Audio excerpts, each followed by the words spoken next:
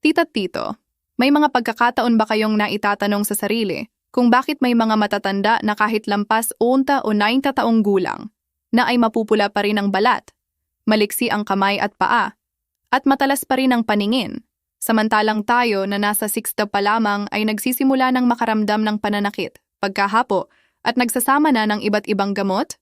Ngayon po nais kong ibahagi sa inyo ang isang lihim. Naniniwala ba kayo? Sa mismong kusina ng bawat pamilyang Pilipino, ay laging mayroong isang murang gamot na nasa halagang ilang piso lamang, ngunit ito ang nangunguna sa listahan ng mga pagkain na pinakamakapangyarihan sa pagpigil sa cancer ayon sa National Cancer Institute ng Amerika.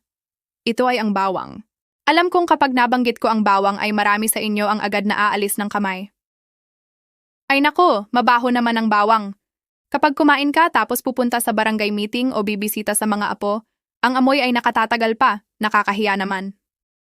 O kaya naman ay may nagsasabi, kapag raw ang bawang ay kinain ng hilaw, sumasakit ang tiyan, naninigas, at mainit na parang nag-aapoy. Dahil sa mga ganitong takot, hindi natin namamalayan na napapalampas natin ang isang kayamanang pangkalusugan na pinakamahalaga sa pagtanda. Ngunit maniwala po kayo, kung araw-araw ay kakain kayo ng tama, 1 hanggang 2 butil ng bawang lamang, ang katawan ninyo ay magkakaroon ng mga kahanga-hangang pagbabago na magpapagulat pa sa mga doktor dahil sa mabilis na pagbuti ng inyong kalusugan. Sa video ngayon, ipapaliwanag ko ng malinaw ang 5 kahanga-hangang pagbabagong ito sa inyong mga ugat ng dugo, balat, immune system, at maging sa inyong buhok. At sa pinakahuling bahagi ng video, ibabahagi ko ang 3 matalinong paraan ng pagkain ng bawang upang makuha ninyo ang buong benepisyo nito nang hindi mabaho ang hininga, walang amoy sa katawan, at lubos na banayad sa sikmura. At ngayon din po, imbitado ko kayong samahan akong tuklasin ang unang kahanga-hangang pagbabago sa ating katawan. Kahanga-hangang numero 1. Linis na linis ang ugat ng dugo, mapula at bata ang balat. Mga minamahal kong tita at tito, kapag tumanda na tayo, ang mga ugat ng dugo sa katawan ay hindi na kasing linis at kasing daloy noong tayo, ikabataan pa. Isipin ninyo ang inyong mga ugat na parang tubo ng tubig. Pagkatapos ng 56 na taon, nagsisimula ng magbara ang tubo ng dumi at taba, nagiging makitid, at nahihirapang dumaloy ang tubig. Ito ang dahilan kung bakit madalas kayong manhid sa kamay at paa, at minsan ay nahihilo dahil hindi sapat ang dugong umaabot sa utak. Pero ang talagang nakakatakot dito ay kapag kumain kayo ng bawang araw-araw, mayroong gintong substance dito na tinatawag na alisin. Maihahalin tulad natin ang alisin sa isang masipag at malakas na tagalinis. Kapag pumasok ito sa katawan, agad itong maglilinis ng mga nakadikit na taba, cholesterol, sa dingding ng ugat. Hindi lang linis ang ginagawa nito, nakakapagpapalawak din ito ng maliliit na ugat sa dulo ng mga daliri, kaya unti-unti ninyong mararamdaman na lumalakas ang sirkulasyon at nagiging mainit ang katawan at mas mabilis ang metabolism. Kapag nalinisan na ang daanan, ang dugo na puno ng oxygen at sustansya ay dadaloy ng malaya sa buong katawan. Ano ang pinakahalataang resulta? Ang balat ninyo. Alam ninyo naman na ang balat natin ay nagkukulubot, nagdidilim, at lumalabas ang mga age spots dahil hindi na sapat ang nutrisyon na nakakarating sa mga selula ng balat. Kapag nalinisan ng bawang ang ugat, ang mga selula ng balat ay parang isdang nakakita ng tubig, sila ay mabubusog sa sustansya at muling mabubuhay. Sa loob ng maikling panahon ng regular na pagkain ng bawang, makikita ninyo na hindi na gaanong tuyot ang balat, unti-unting nawawala ang maliliit na wrinkles, at lalong pumupula at sumasabog ang pisngi. Hindi lang iyon, pati balat ng ulo ay nakikinabang. Ang magandang daloy ng dugo ay nagpapalakas sa mga ugat ng buhok. Binabawasan ang pagkalugas at tinutulungan ang itim na buhok na tumubo ng mas malusog. Madalas nga nating sabihin na ang kalusugan ng isang tao ay makikita sa kanyang mukha, at iyon mismo ang mangyayari. Sa 1 o 2 butil ng murang bawang, ang inyong ugat ng dugo ay magiging malinis na parang bago, hindi lang malusog sa loob kundi bata rin sa labas. Kahanga-hangang numero 2. Malinis na malinis ang bituka sa lason, walang tibe. Pagkatapos mapalinis ang ugat ng dugo, samahan ninyo akong pumunta sa isang bahaging napakahalaga na tinatawag na pangalawang utak ng katawan, ang sistemang digestibo. Aminin ninyo, kapag tumanda na, mas delikado na ang tiyan natin, di ba? Isang kagat ng matamis ay pupunuin agad, isang kakaibang pagkain ay madaling magtatae, pero ang pinakamatindi pa rin ay ang talamak na tibe. Marami sa inyo ang nagsasabi sa akin na minsan ay 1 linggo pa bago makadumi. Laging mabigat ang pakiramdam, parang puno, at sobrang pagod. Pero ang kahangahangang numero 2 kapag regular kayong kumakain ng bawang, ay ang mawawala ang mga lason sa bituka at magiging lubos na malusog ang kapaligiran ng inyong tiyan. Huwag isipin na dahil matapang ang bawang ay nakakasira ito ng sikmura. Sa totoo lang, puno ito ng inulin at oligosaccharides. Simpleng sabihin, ito ang paboritong pagkain ng mabubuting bakterya sa bituka. Kapag kumain kayo ng bawang, direktang nagbibigay kayo ng sustansya sa mga mabubuting bakterya. Kapag malakas ang mga ito, nilalabanan nila ang masasamang bakterya at nagbabalik sa balanse ang flora ng bituka. Lalong mahalaga, ang alisin ay nagpapasimula ng maayos na pag-urong at pag-unat ng mga kalamnan sa bituka. Parang natural na tagatulak na nagpapalabas ng dumi ng madali at walang hirap. Hindi na kayo magtatagal ng oras sa CR hanggang mamanhid ang binte. Sa halip, magiging maluwag at masigla ang inyong pakiramdam tuwing umaga. At may isang lihim pa akong ibabahagi. Ipinapakita ng mga bagong pag-aaral na kapag malusog ang bituka, masaya rin ang utak. Dahil kapag malinis ang bituka, walang lason na sumisipsip pabalik sa dugo. Kaya naman mas malinaw ang isip, hindi na madaling antukin, mas mahimbing ang tulog, at lubhang nababawasan ang posibilidad ng depression at anxiety sa katandaan. Ang pagkain ng bawang ay hindi lang para sa tiyan. Ito ay naglilinis ng buong katawan mula sa loob upang mas masaya at magaan ninyong matamasa ang buhay. Kahangahangang numero 3, nakakagulat na proteksyon laban sa cancer, binabawasan ang panganib ng hanggang 54%. Tita at tito, alam kong sa tuwing binabasa ninyo ang dyaryo o nanonood ng balita, ay labis kayong nababahala sa patuloy na pagtaas ng kaso ng cancer. Sa inyong edad, ang kalusugan ay parang dahong nalalanta. Isang simoy ng hangin lang ay nakakapag-alala na. Ngunit manatiling kalmado po kayo. Ang kahangahangang numero 3 na ito ay magiging isang malaking pampakalma para sa inyo. Alam ninyo ba?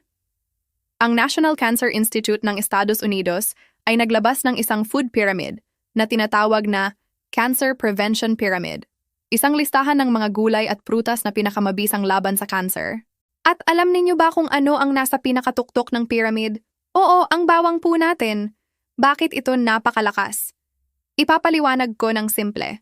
Ang cancer ay kadalasang nagsisimula kapag nasira ang mga selula dahil sa mga free radicals. Ang alisin at selenium sa bawang ay parang mga espesyal na sundalo.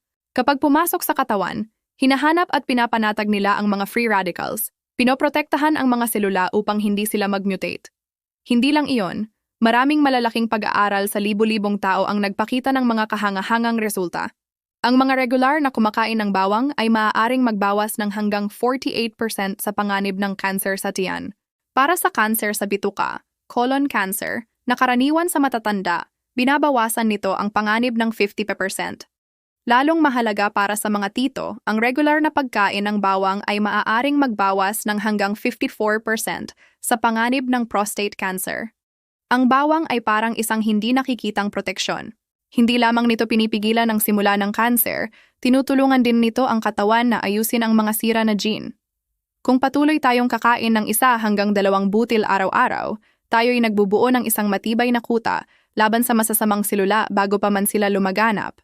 Madalas kong sabihin sa aking mga magulang, sa halip na mag-ipon para sa ospital, bakit hindi gamitin ang ilang piso para sa bawang araw-araw upang harangan ang sakit sa simula pa? Ito ang pinakamatalinong at pinakamura na pamumuhunan sa kalusugan, tita at tito. Kahangahangang numero 4, pagbuo ng bakal na immune system. Magagalit sa inyo ang ospital dahil masyado kayong malusog. Mga minamahal, napapansin ba ninyo na kapag nagbago lang ng panahon, tag-ulan o biglang hangin, ay madali na kayong sipunin, magkatrangkaso, o umubo? Sa inyong edad, kahit simpleng sipon ay maaaring maging sanhi ng panghihina sa loob ng 1 linggo. Ito ang senyales na ang proteksyon ng katawan ay nagsisimulang mapahina. Pero ang kahangahangang numero 4 kapag kumain kayo ng bawang araw-araw ay magkakaroon kayo ng napakalakas na immune system, parang nakasuot ng bakal na baluti. Alam ninyo ba na sa Russia, tinatawag nila ang bawang na natural na antibiotic? Pinatunayan ng agham na ang bawang ay may kakayahang pumatay ng bakterya at virus na katumbas ng maraming mamahaling gamot. Kapag pumasok ang alisin sa dugo, hindi lang ito nakatayo. Direktang binubuhay nito ang natural killer cells, NK cells. Maihahalintulad natin ang mga ito sa mga guwardya na patrolling sa buong katawan. Kapag may virus o bakterya na pumasok sa daanan ng paghinga, agad itong sinasakote at winawasak. Kaya sa halip na uminom ng malalaking antibiotic na nakakasira sa atay at bato, ang pagkain ng 1 o 2 butil ng bawang araw-araw ay nagpapahintulot sa katawan na lumaban ng natural. Maraming tita at tito ang nagkwento sa akin na mula nang sundin ng payo, wala nang binibiling gamot sa sipon sa loob ng 1 taon. Laging masigla, walang madalas na sakit. Kapag malakas ang immune system, hindi lang sipon ang nalalabanan, pati maliliit na sugat ay mabilis gumaling at mabilis ding nakakabangon pagkatapos mapagod. Totoong sinasabi ng mga matatanda, kapag malakas ang katawan, mahina ang sakit. Kapag malakas ang panloob na lakas, hindi na takot sa hangin o sakit sa labas. Kahangahangang numero 5, bawasan ang puti ng buhok, bawasan ang pagkalugas, lihim mula sa loob na hindi kayang gawin ng pangkulay. Mga minamahal, may pagkakataon ba na tumitig kayo sa salamin at mapabuntong hininga dahil unti-unting nauubos ang buhok o lalong dumadami ang mga puting buhok na parang kabute pagkatapos ng ulan? Marami ang pumipili ng pangkulay, pero iyon ay panandali ang takip lamang at maaaring makasama sa anit dahil sa kemikal. Pero ang kahangahangang numero 5 na ito ay tiyak na ikagagalak ninyo. Ang regular na pagkain ng bawang ay ang pinakanatural na paraan upang itim ang buhok mula sa loob at palakasin ito. Alam ninyo ba ito? Ang bagong tubong buhok ay talagang puti sa simula, ngunit bakit itim? Dahil sa mga pigment cells sa ugat ng buhok na parang makina na patuloy na nagbibigay ng kulay habang tumutubo. Sa pagtanda, nanghihina ang makina na ito dahil sa oksidasyon. Dito pumapasok ang bawang na may 2 mahahalagang substance, cysteine at selenium. Una, pinoprotektahan nito ang anit mula sa free radicals, pinapanatiling malusog ang lupa para sa buhok. Pangalawa, tinutulungan nitong muling maging aktibo ang mga pigment cells upang mapanatili ang natural na itim na kulay. Bukod pa rito, may bitamina sa bawang na tinatawag na pantothenic acid, ang anti-stress vitamin. Sa katandaan, madalas tayong mag-alala sa mga anak at pamilya, at kapag stressed, mabilis tumanda ang buhok. Tinutulungan ng bawang na mapanatili ang balanse ng hormone, bawasan ang stress, at pigilan ang pagkupas ng buhok dahil sa pag-iisip. Maihahalintulad ko ito sa pagdidilig at pagpapataba ng puno. Kapag malusog ang lupa, anit, malakas ang ugat, dugo, at sagana ang sustansya, ang buhok ay natural na itim, makintab, at malusog ng walang pangkulay o spray. Mabuti talaga ang bawang. Pero kung kakagatin natin ito ng hilaw, medyo mahirap, di ba? Kaya narito ang 3 madaling paraan para maging masarap at banayad ito. Paraan 1. Itim na bawang na may giniling na puting bawang, 10x mas epektibo. Alam ninyo kung bakit mahal ang black garlic? Dahil kapag na-ferment, tumataas ng 10x ang antioxidants, matamis ang lasa tulad ng candied fruit, at walang amoy. Pero nawawala ang alisin. Solusyon: kumuha ng 1 butil na puting bawang, durugin at iwan sa hangin ng 10 minuto. Pagkatapos ay pagsamahin sa 1 butil na itim na bawang at kainin ng sabay. Ang enzyme sa itim na bawang ay nag-aalis ng amoy ng puti. Ganito ninyo makukuha ang buong benepisyo. Paraan 2. Bawang na nilagyan ng pulot para sa sikmurang sensitibo at hika, para sa mga may sensitibong tiyan o sumasakit kapag kumakain ng maanghang. Ang pulot ay may antibacterial properties at nakapapakalma sa sikmura. Balatan ang bawang, ilagay sa garapon na salamin, at takpan ng pulot. Iwan sa ref ng 2 linggo. Kainin 1 hanggang 2 butil tuwing umaga. Magiging malutong at matamis na parang candy. Nakakatulong din ito sa ubo at sakit sa lalamunan. Paraan 3. Tinadtad na bawang na nilagyan ng olive oil. Sikreto ng mga kanluranin para maging bata. Kung mahilig kayong kumain ng salad o sinigang, ito ang pinakamainam. Tadtarin ang bawang at iwan ng 10 minuto upang mabuo ang alisin. Ilagay sa maliit na garapon na may olive oil. Ang olive oil ay nakababalot sa amoy at nagpapahusay sa pagsipsip ng mga bitamina para sa balat at buhok.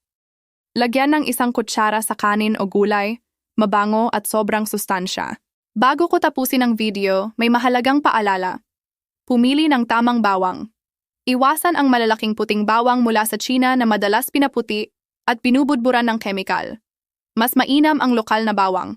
Maliit man, mas mabango at mas ligtas. Mahalagang babala. Kung kayo ay mag-ooperasyon o umiinom ng gamot na pangdaloy ng dugo, blood thinner, sa malaking dosis, Kumonsulta muna sa doktor bago dagdagan ang bawang. Kung nakatulong sa inyo ang video na ito, huwag kalimutang i-like at i-subscribe ang channel upang hindi ninyo makaligtaan ang iba pang health secrets. I-share din po sa inyong mga kaibigan at kamag-anak upang lahat ay maging malusog.